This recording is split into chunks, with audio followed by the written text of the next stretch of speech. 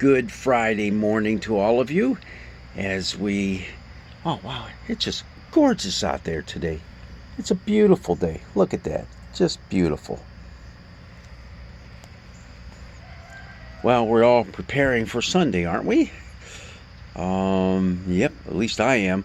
So I have first thoughts on this Friday about our gospel lesson from John. My very first thought is this. Oh no, we got to talk about bread again. And then my second thought is likened to the first thought. Oh no, we got a couple more weeks of this too. We're still going to be stuck in the 6th chapter of the Gospel of John. But there's a progression in what we're doing. So there is some meaning to it, even though it kind of gets, again and again and again. Maybe there's a lesson in here we all need to hear and learn. And John, being repetitious about it, isn't trying to bore us with it. He's really bringing home the point of who Jesus is. Not just for the people that he's writing to, but for you and for me as well. For you and for me. Our lesson that we have coming up this Sunday actually takes the last verse that we had last week and then skips ahead a few verses and continues from there. Verse 35 was from last week. Jesus said to them, I am the bread of life. Whoever comes to me will never be hungry, and whoever believes in me will never be thirsty. And then it skips up to 41 through 51, which is the major part of the reading that we have for this week. Couple of thoughts. The people complaining about Jesus. Why are they complaining about Jesus? In fact, that word complain, where have we seen that before? Oh yeah, it's essentially the exact same word that was used of the people when back in the Old Testament when they complained against Moses in the wilderness. Complained against Moses, but complained really against God. Why have you brought us out in this desert to die? We'd have been better off if we stayed back in Egypt. Complaining. And remember when we talked about that word, a better translation might be murmuring, grumbling, murmuring, complaining, all kind of the same thing, but I like murmuring. Do a lot of that complaining underneath our breath, don't we? About other people and about God. Here's the people doing it about Jesus. And what's the main reason? Well, it's interesting that they kind of put words in Jesus' mouth. They're murmuring because, he says he's that bread that comes down from heaven. Jesus did not say, I am the bread that comes down from heaven. Yet. He says it later on in the lesson today. But he hadn't said that yet. The people were putting words in his mouth. He talked about bread from heaven, but that was the manna that God provided for the people as they were traveling from Egypt to the promised land. Jesus is the bread from heaven, and he's going to be talking about that a little bit later. But isn't it interesting how people just start putting words in Jesus' mouth that aren't there? But then Jesus is going to take those same words and make them real by the end of this lesson. Yeah, basically they're complaining and murmuring and grumbling under their breath and all that kind of stuff against Jesus because they know better. They know who Jesus is. He's Mary and Joseph's boy. How can he claim that he's coming down from God, from heaven? Jesus himself goes on to say in this lesson that, hey, it's written in the prophets, and they shall all be taught by God.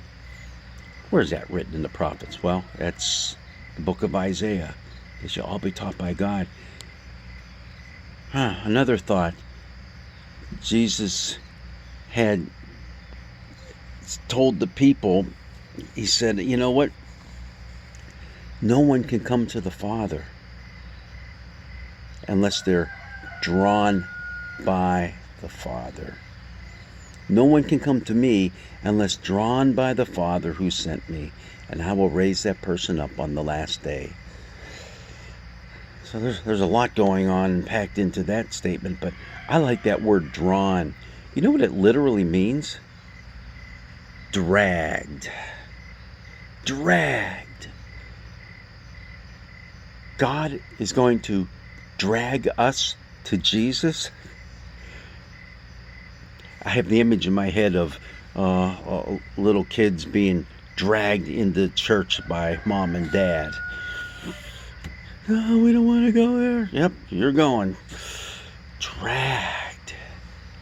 God drags us to Jesus, to his Son, to see that he brings us life and light and hope. That's an interesting word. Very interesting word.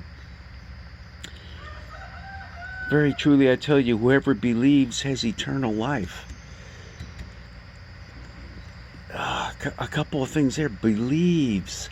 That word believe has in it the connotation of personal trust in someone. A personal relationship in which you put your complete trust in someone. And that someone in this point is Jesus. Putting your faith, your hope, and trust in Jesus. A real tight connection there. Interpersonal. Not just, I believe stuff about Jesus, but I believe Jesus. Big difference. Big difference there.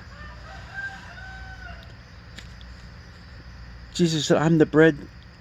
Well, the people would say, I am the bread that came down from heaven, but it was Jesus who said, I am the bread of life.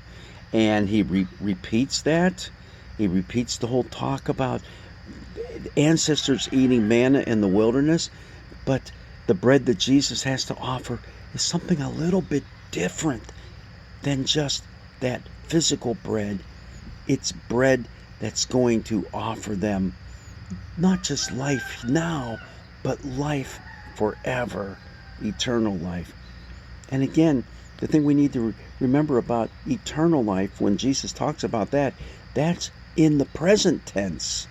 It's life that starts and begins right now and continues on forever. It's not something, after we die, we're going to have eternal life.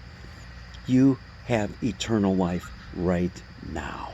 You and I, if we put our hope, our faith, our trust in Jesus, we have eternal life right now. Interesting, in verse 51, he adds a little modifier to what this bread is. He calls it living bread. Living bread. Again, present tense. This is bread that is alive. This is what I have to offer. And he finishes up with something that we'll be talking about in the next couple of weeks a little bit further. Whoever eats of this bread will live forever, and the bread that I give for the life of the world is my flesh. I know we have a lot of connections between that and Holy Communion, and that's all right, that's okay. But you know what Jesus is talking about here? He's talking about the cross.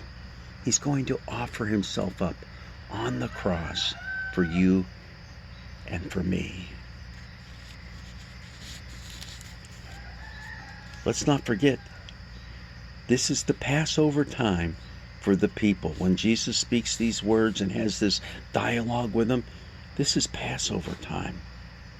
They're going to remember the sacrifices that the people made of those lambs and how they ate that on that Passover meal, and how they took the blood of that lamb and put it around the doorposts so that the angel of death would pass over them. They're going to be thinking about that. And Jesus is saying, it's my flesh, it's my blood that's being poured out for you and for the world. First thoughts on a Friday. Yeah, it's all about bread again. And we didn't even get into the whole Elijah episode that we have in our Old Testament reading. We can bring that into it as well. Bread that sustains us, bread that gives us life, bread that lasts forever. Enjoy your Friday as we anticipate Jesus, the living bread, the bread of life, given for you and for me, coming up this Sunday. Blessings be with you.